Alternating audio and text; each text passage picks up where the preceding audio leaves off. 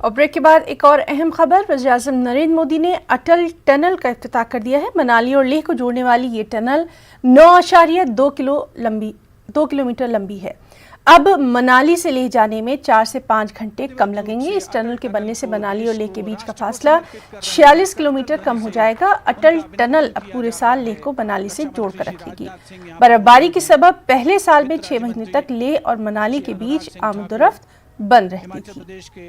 मुख्यमंत्री श्री जयराम ठाकुर, बीआरओ से जुड़े हुए विशिष्ट अधिकारी, chief of defence staff general Bipin Rawat है आज नई राह, नई रोशनी दिखा रही है। इसके लिए हिमाचल और लेह लद्दाख के सभी साथियों को बहुत बहुत बधाई।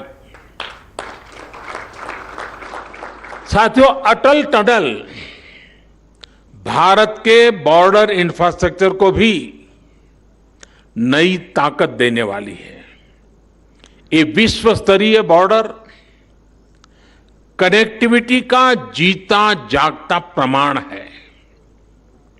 हिमालय का ये हिस्सा हो, पश्चिम भारत में रेगिस्तान का विस्तार हो, या फिर दक्षिण और पूर्वी भारत का तटीय इलाका, ये देश की सुरक्षा और समृद्धि दोनों के बहुत बड़े संसाधन है।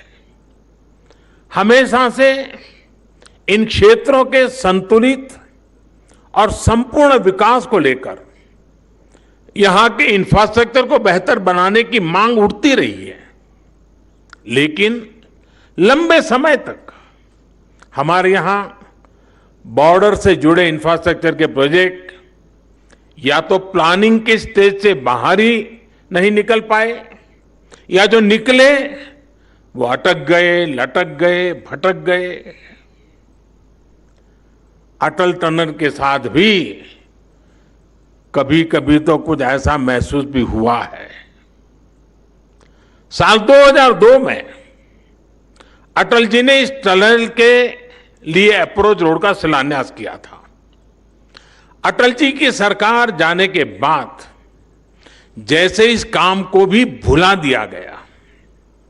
हालत ये थी कि साल 2013-14 तक टनल के लिए सिर्फ 1300 मीटर यानी 1.5 किलोमीटर से भी कम काम हो पाया था।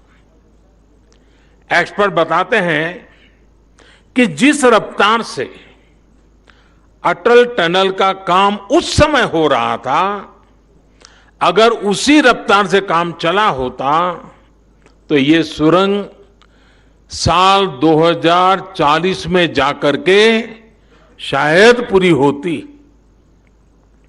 आप कल्पना करिए,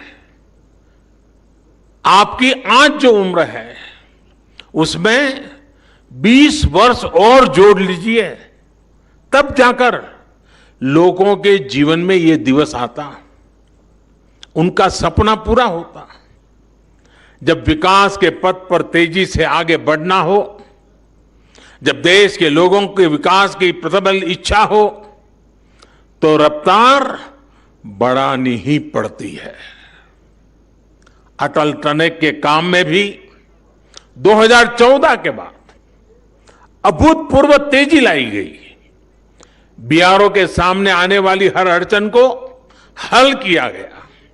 नतीजा यह हुआ कि जहां हर साल पहले 300 मीटर सुरंग बन रही थी, उसकी गति बढ़ाकर 1400 मीटर प्रति वर्ष हो गई। सिर्फ 6 साल में हमने 26 साल का काम पूरा कर लिया।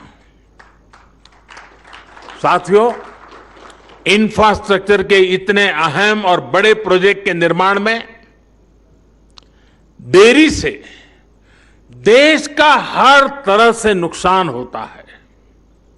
इससे लोगों को सुविधा मिलने में तो देरी होती है, इसका खामियाजा देश को आर्थिक स्तर पर उठाना पड़ता है।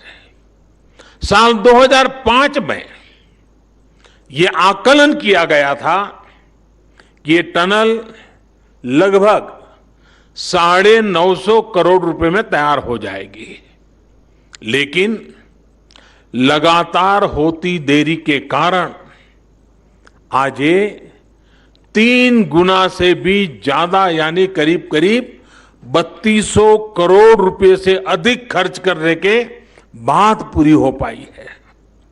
कल्पना कीजिए कि अगर 20 साल और लग जाते तब क्या स्थिति होती।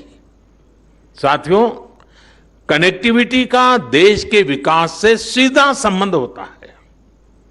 ज्यादा से ज्यादा कनेक्टिविटी यानी उतना ही तेज विकास। खासकर बॉर्डर एरिया में तो कनेक्टिविटी सीधे सीधे देश की रक्षा जरूरतों से जुड़ी होती है। लेकिन इसे लेकर जिस तरह की गंभीरता थी और उसकी गंभीरता की आवश्यकता थी, जिस तरह की राजनीतिक इच्छा शक्ति की जरूरत थी, दुर्भाग्य से वैसी नहीं दिखाई गई।